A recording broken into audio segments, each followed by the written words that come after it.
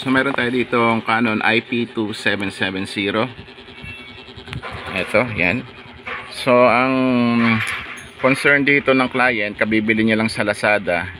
So ang nangyari, pagka buhay niya, meron na agad siyang error. So yung error light niya dito, so hindi ko na siya na video, yung error light niya dito is blinking 10 times.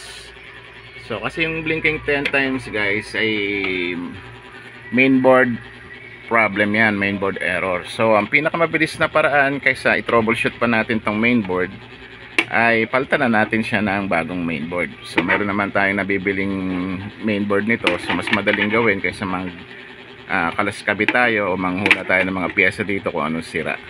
No, wala naman tayong mabiling schematic diagram nito. So kaya ang pinakamabilis na gawin natin, palitan lang natin ng mainboard. So yun na, napalitan na siya. Eto na siya. Yan.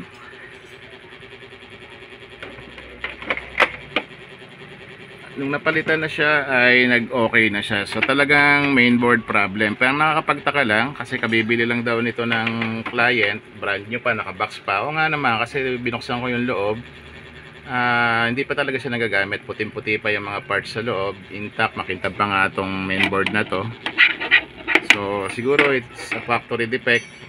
Tinesting na rin naman siguro ng seller ito. I don't know kung ano nangyari, bakit pagdating sa client ay may error. So hindi nagamit ng client 10 times. Nakakalungkot lang kasi kabibili niya lang, gumastos na naman uli siya para ipa-repair yung kanyang printer at palitan ng mainboard. So yun na nakakalungkot na pangyayari kasi bumili ka ng brand new. Yun na mahirap guys kapag bumili tayo sa online, ang hirap na magpa-warranty, no? So babalik natin, sagot pa natin yung shipping, tapos hindi natin alam kung kailan tayo mabalik. Kaya mas maganda sa mga local supplier na lang tayo, trusted supplier o seller na nagbibigay ng mga mabilis na warranty. Ayun. So mahirap yung malayo yung bibilhan natin. Ayan guys, so ito ang IP2770 blinking 10 times, fix na guys. So thank you for watching.